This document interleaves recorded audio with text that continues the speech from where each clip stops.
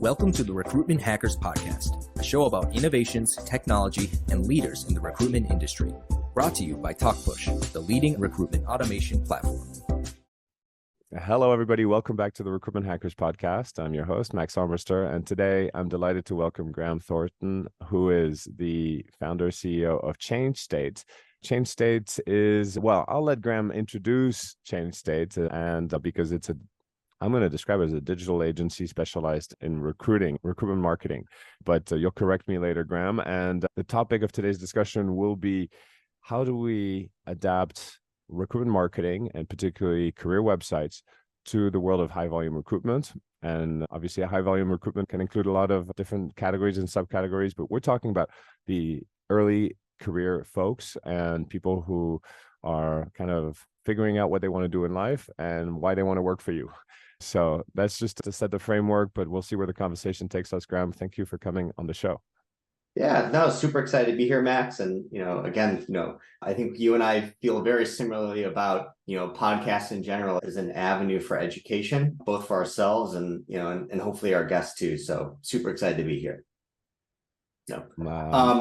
Great to be exchanging on this topic. And, from my perspective, I've actually been a bit of, let's say, a non-believer when it comes to career sites, because I work in a lot of markets where career sites are considered, they generate less than 5% of the overall traffic and in the volume of hires. And that's because they're designed for the wrong audience a lot of times. So obviously, I'm sure you've got some tricks on how to change that.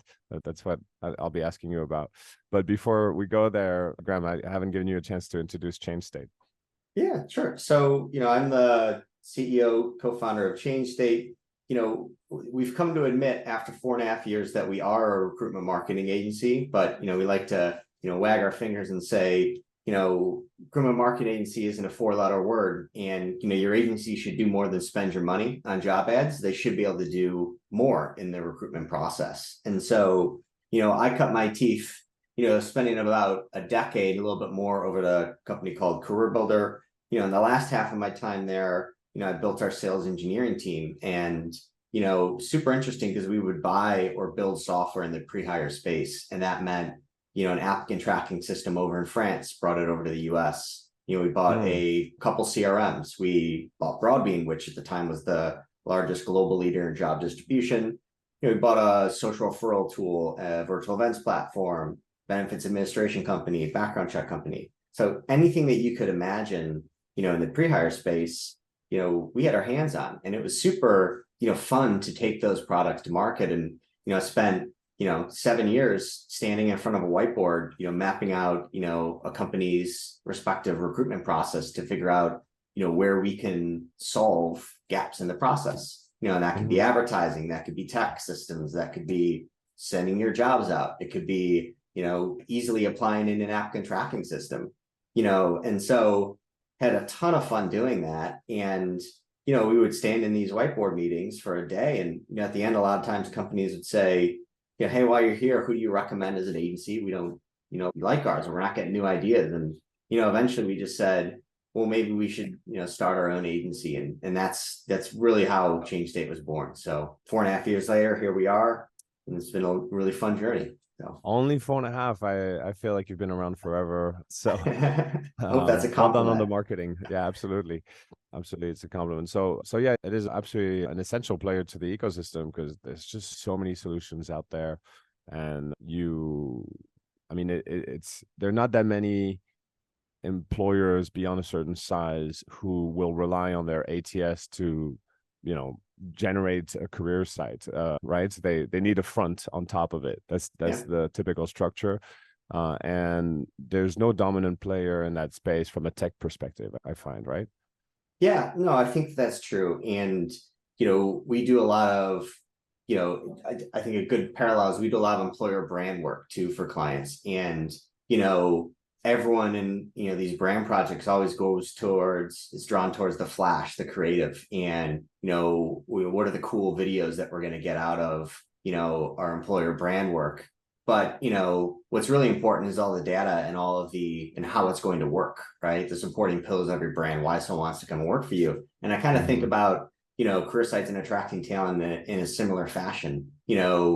you can send your jobs wherever you want, right? But if if the process of, getting candidates into your funnel, into your process is broken or confusing or not candidate friendly, kind of doesn't matter, right? And so, yeah, that's the way we think about pieces. I think, the candidate journey can be arguably quite complex, especially for professional roles, but I know what you want to talk about today, Max, is when we're talking about more entry-level folks or, early career folks, how can we make it easier for our clients or companies to quickly attract candidates and get them into the process? Yeah, and perhaps we could try to pick an imaginary customer, or like, to give this a little bit more realness. If we look at, I don't know, maybe if let's look at a hospitality group, for example, a big hotel group. They would have all their corporate hires, and then they would have a bunch, a big chunk of their hiring would be perhaps people who want to work in hospitality, maybe even people who went to hospitality school, or tourism school. And then there's a whole other batch of people who are working in the kitchen, cleaning staff, security staff, and people who take care of the air conditioning and technicians and all of these. I don't think that most of that segments of the working population wants to be browsing through a corporate website explaining, the values of the company. And you know, I feel like I'm treading on very dangerous grounds criticizing the values, but you know what I mean?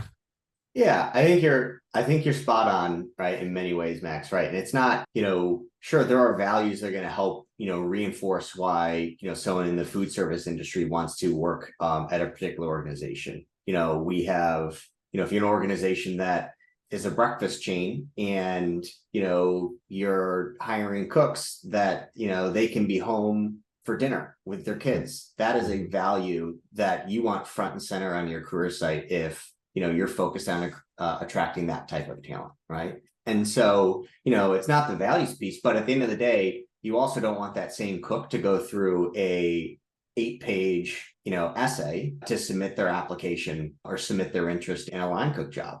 Line cooks in particular are, most frontline or hourly or early career roles are in high demand. And so you don't want, the process of finding a role that you're interested or qualified for to be a barrier to capturing, interest from a prospective candidate, right? So I think that's the piece too. It's how can we lower, our barrier of entry to, get a potential hire into your funnel.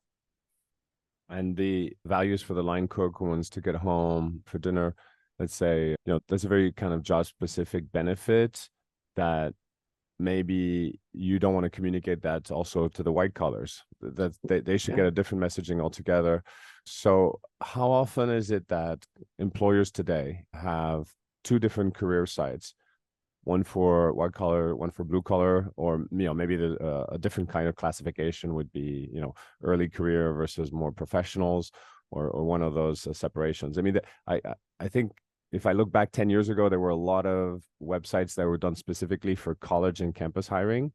And curious to hear if you're seeing an evolution towards more of these specialized websites designed for a specific audience.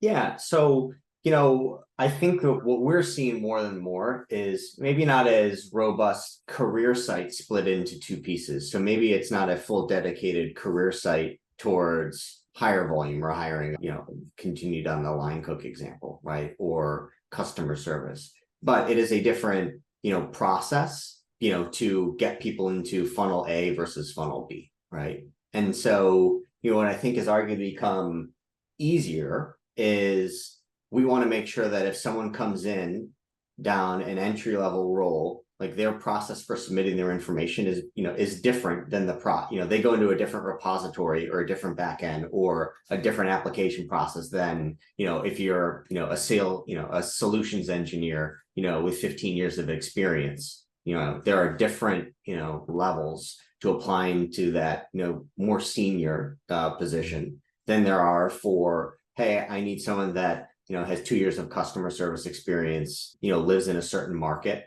and, has reliable form of transportation.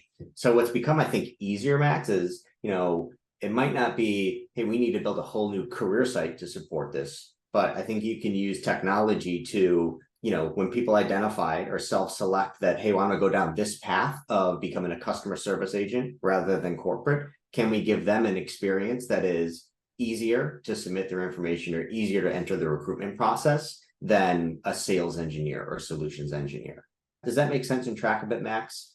I mean, of course, in my company, we specialize in process automation for high volume. So it makes sense to me, but I still want to explore your mind on what should the initial engagement be like, because of course a lot of the traffic is going to go straight from a job board straight to an application and maybe skip the whole career website portion. But I suppose, there must be a better way where we also support marketing to these candidates through digital assets that have more of a branding mission, purpose. So I'm trying to understand if you're seeing a rise in these kinds of websites that are hyper marketed, or if it's just too much work. I mean, it's just too much work if you have to build a website for every single audience. I also get that too. To a point. So let me try and answer that with an example of why some of the pieces that you mentioned just matter. Okay. And so let's say we're looking for we'll use line cooks, and we're looking for line cooks in or any cooks, right? We're looking for cooks in Texas. Okay.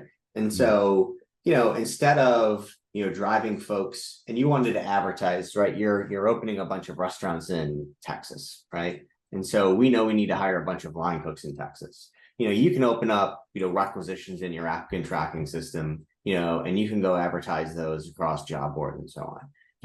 But if you can create content pages, right? And I would call them, think of it as content pages, Max, easy pages that you could spin up to talk a little bit more about, your organization, the types of roles that you're looking for, right? And, a way to quickly capture basic information that you can help use to screen out whether people have line cook experience, they live in Texas, and, period. That might be it, right? And so I think of it as content pages instead of full, more robust career pages, because, those people might not be going through a full application process, out the gate. But the reason you want to build these content pages, the reason you want to have content that's relevant to that audience is because wherever you put that page, let's say you go out to Facebook and you're running ads, or let's say you're, buying traffic from, search engines, which, by the way, that's where job boards are buying traffic. So you should be buying traffic on search engines. It is cheaper to buy traffic, and, your ads will perform better if you're driving people to what,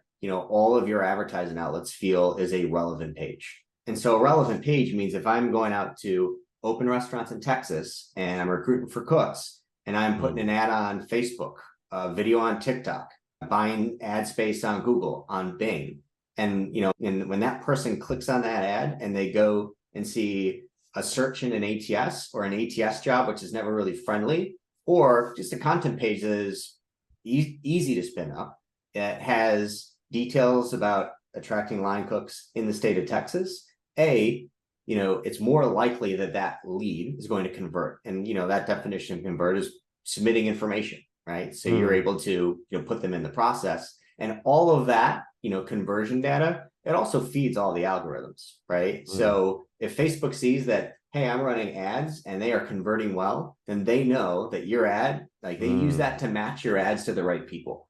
If you run an ad on Google and Google sees, hey, you know what? You're saying you need line cooks in Texas.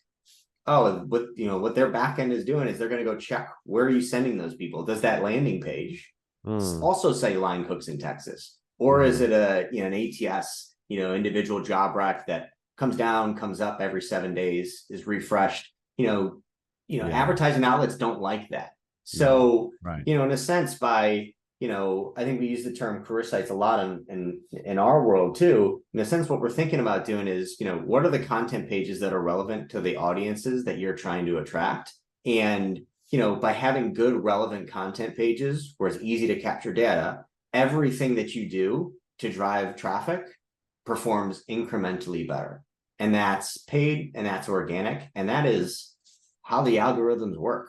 Does that help crystallize a bit? Yeah, absolutely. I would say you have liberated my mind, because I was kind of stuck in this whole career site discussion when the content pages obviously is an optimal form of marketing. If you're looking for a job and it takes you to a page that talks to you about this job or that career, then, that settles it. That's better, no doubt. Yeah.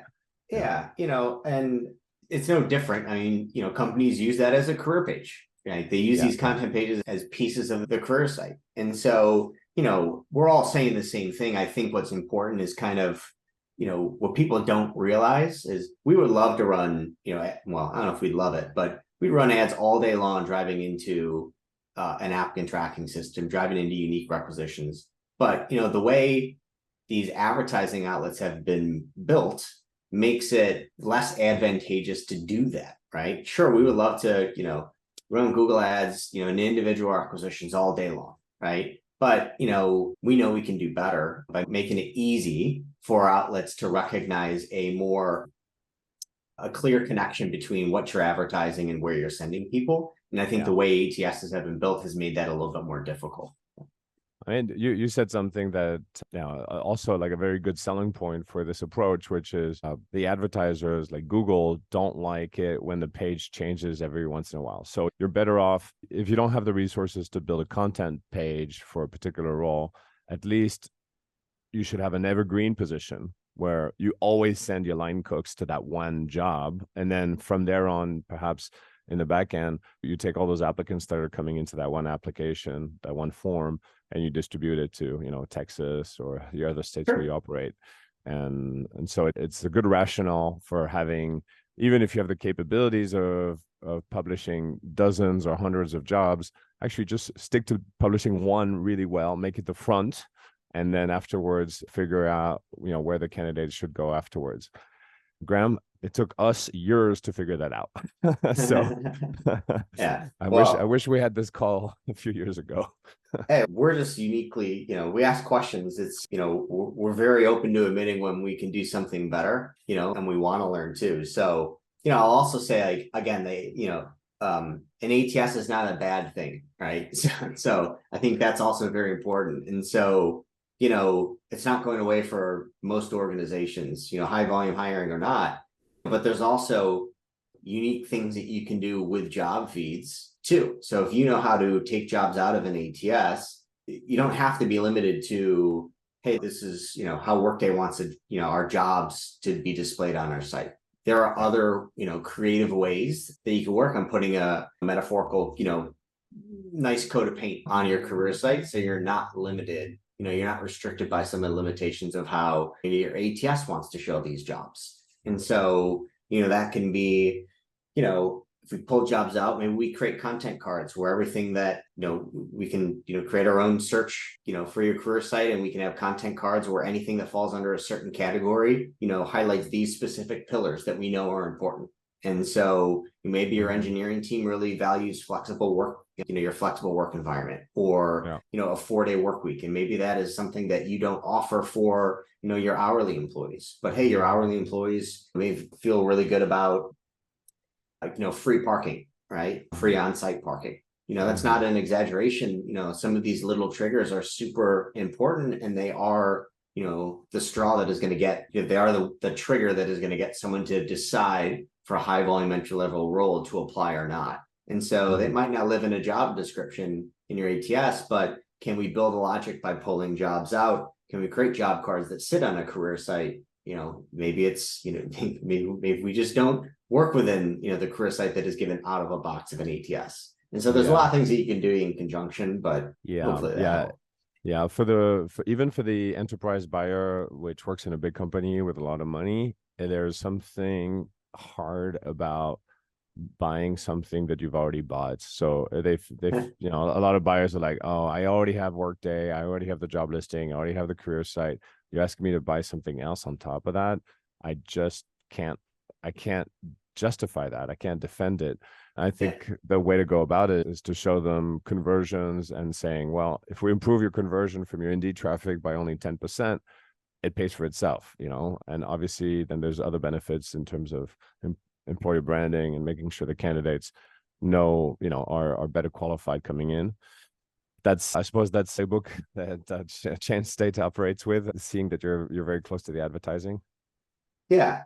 And, taking in, we very rarely, I'd probably say never, it'd be a pretty bad business decision to try to walk into an organization, tell them the first thing they should do is, change their ATS. I laugh about this a lot. Like, people have always asked who's our ideal client at Change State. And I've always just said, we just want to work with people that recognize like they have problems that they want to solve and they're willing to do something different.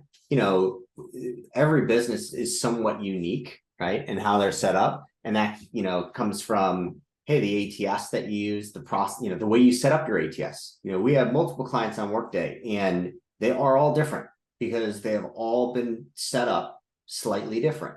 And so, what's fun for us, and I think what's, fun in this journey in general is just, trying to help clients understand what is possible. Because the other challenge is you talk to vendors and, I always say, integration is the most poorly defined word in our space. Everyone integrates with everyone if you ask them, but integration means something very different for vendor A, B, C, and D, and say, we just have a lot of fun, work with clients to understand what problems they're really trying to solve. Because, sometimes there's little switches that we can flip that, can make a real big incremental difference that, doesn't mean, hey, you need a whole new career site or you need to switch CRMs. But what if we did, A, B, or C different? What would that change? And so, that's been what I think is the most fun piece, over the last 4.5 years or however long we've been around. We get to work on new problems every day and, they're fun. I think they're fun. I would say the majority of people would say you're crazy, but that's why there's a space in the world for Change States. And I hope some of our listeners will come and knock on your door.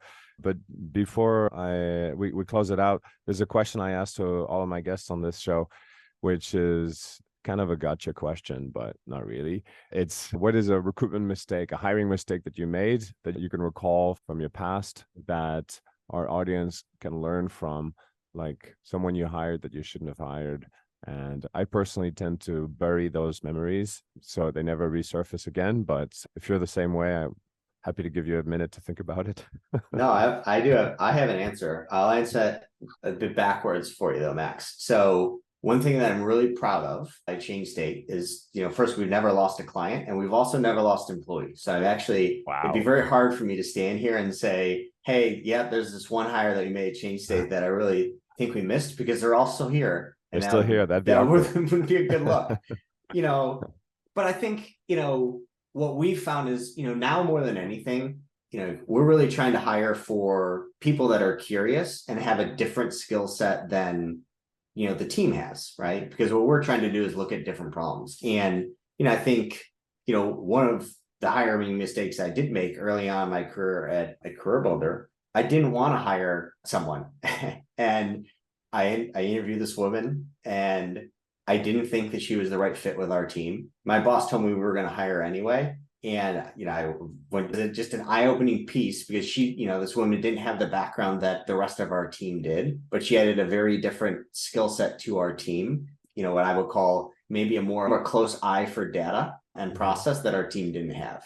And I told my boss that I didn't think she was fit. And, Mary told me, well, too bad, because we're hiring her anyway. Right. I hope she doesn't listen, because you might not know this, but we're going to hire her. And, I think that's super important. That was a super important learning that I took on. It's, I might not always be right. You got to have a lot of other people in the hiring process, to help validate, help reinforce what we're looking for. And hey, like, you got to know what skills, where your gaps are and where your blind spots are that you're trying to fill with your team. Luckily I had Mary and, really pushed and made sure that, we didn't make some of those mistakes. We want to build a broad team. That's what we've been doing over here at Change State, and I don't think I would have learned that had I not been, sort of pressed a little bit on hiring decision that I thought was mine. Ended up not being my hiring decision anyway, probably about a decade ago at this point. But it worked out in her case. She was 100%.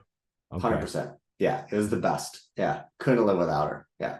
So take yourself out of your comfort zone, hire people that you wouldn't think you'd hire, stretch your mind, and good things could happen. So that was not a hiring mistake. So you've not made a single hiring mistake in the last 5 years. And before that, the one time you made a mistake is when you didn't want to hire somebody, but they came in anyway. So you're a lucky man.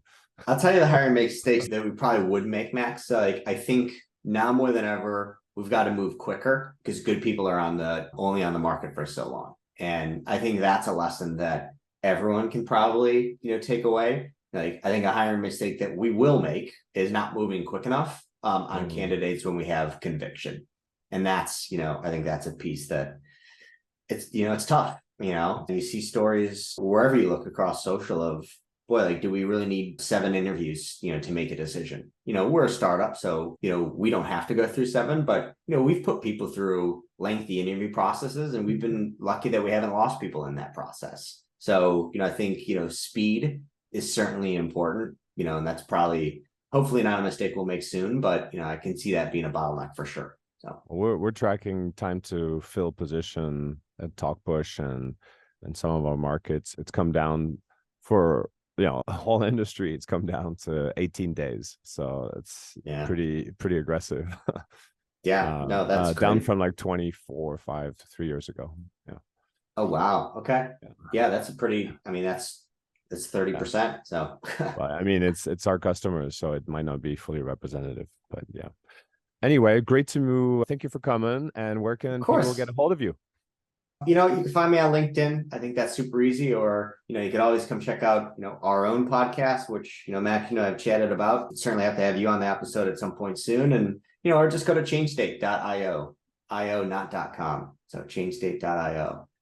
4 years ago, we couldn't afford the .com. Maybe we should go try to buy it at this point. It might sound better to say .com. I don't know. I think it's .ai these days, but IO works. So changestate.io. Thanks again, Graham. Awesome. Thanks, Max. Appreciate having me on. That was Graham Thornton from ChangeState. A great discussion for me to help me get past the whole what's wrong with the ATS debate, and rather, how do we help the ATS supplement? Of course, we're going to keep the ATS in most companies, but we need to have another layer of digital assets which are designed to help marketing and help convert for target audiences, such as high volume.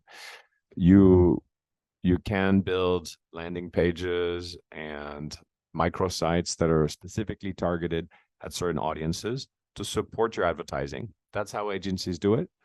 There's a little bit of, it's a little bit more work, but the ROI on this investment is high because it directly improves your conversion rates.